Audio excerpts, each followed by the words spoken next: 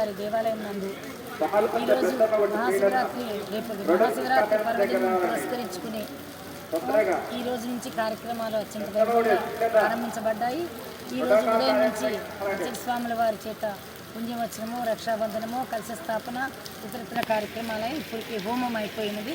ఈ సాయంత్రం ఇప్పుడు హంసవాహనంతో కోనేటి సేవ అనేది ప్రత్యేకంగా ఈ సంవత్సరం ఏర్పాటు చేయడం జరిగింది. భక్తులందరూ కూడా ఆ సేవ చూడడానికి వెయిట్ చేస్తున్నారు. అలాగే ఈరోజు రాత్రి మహాశివరాత్రి 1 గంట నుంచి స్వామివారి అభిషేక కార్యక్రమాలు ప్రారంభించబడతాయి.